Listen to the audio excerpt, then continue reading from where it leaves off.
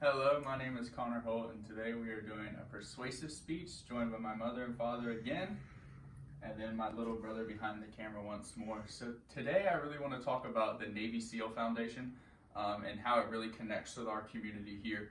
So in 1962, John F. Kennedy developed a special branch of the Navy called the Navy SEALs, and it was made up entirely of underwater demolition teams who went through a retraining process to get specialized in sea, air, and land, all three, to perform clandestine operations in rivertime and maritime environments.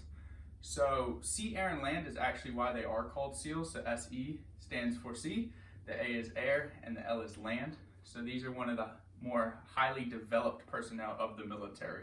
So the first time we really get to see the SEALs' capabilities on full display was towards the beginning of the Vietnam War. They got involved and were doing reconnaissance missions and secret operations that weren't getting noticed behind enemy lines due to their training. And since that war, we have seen their capabilities on display for decades.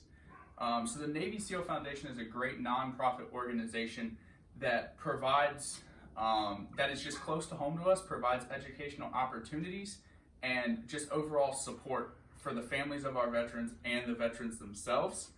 So Navy SEALs are really here in Hampton Roads, out in Little Creek, Virginia Beach. We are home to SEAL Teams 2, 4, 6, and 8. So we are heavily impacted by the SEALs around us. And especially in this area, we've had our fair share of tragedies with SEALs. So we've really seen how the Navy SEAL Foundation and their donors have helped out to the families around. In 2011, a Taliban shot and missile propelled grenade onto a helicopter containing 17 SEALs. 11 of those happened to be local to Virginia Beach, stationed in Virginia Beach.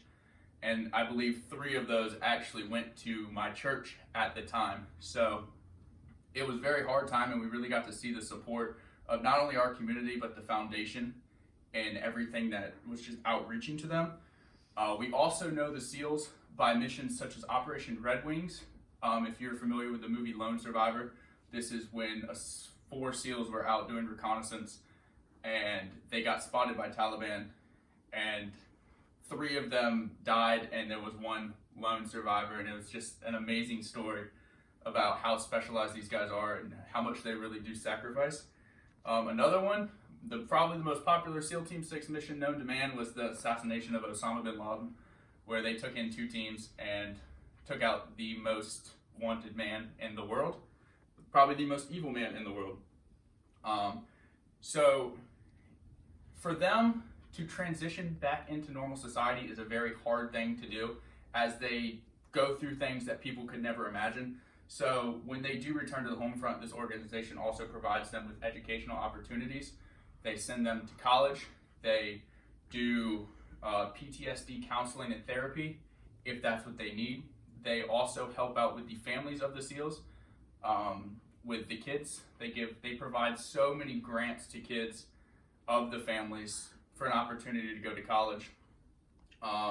They also provide up to 24 months of close contact with the SEALs just to get updates and make sure that they are adapting to normal society very well.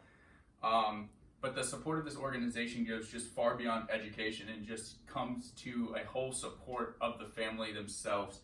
So SEALs spend immense amounts of time away from their family, as they are the ones called upon to go do the high-class, dangerous missions. So when they do leave, they are gone for a while, and they do leave frequently. It's not just 9 months and then, they come back.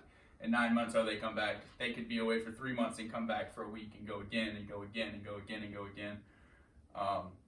One of the examples of this was Chris Kyle when he was on the SEALs. He was gone over 6 years out of a 7-year period doing SEAL missions over in Afghanistan and Iraq. They miss so many things on the home front. They miss their children's growing up. They miss graduations. They miss birthday parties. They miss Christmas and holidays and everything. So the foundation really just tries to provide as much support in those situations. They try and get care packages together to send overseas to them. There's been numerous amounts of times where they actually will get the SEAL to come back home for the holiday and then go right back out to a mission. So there's so many great things that just happen in these things. But the respect and care for these veterans needs to be very strong and abundant, because we don't notice everything they do. All their missions are not public knowledge and what they do. So today the SEALs have grown to 8 specialized teams. There are 4 on the West Coast and 4 on the East Coast. But we are home to SEAL Team 6, which is the most highly advanced team in the military.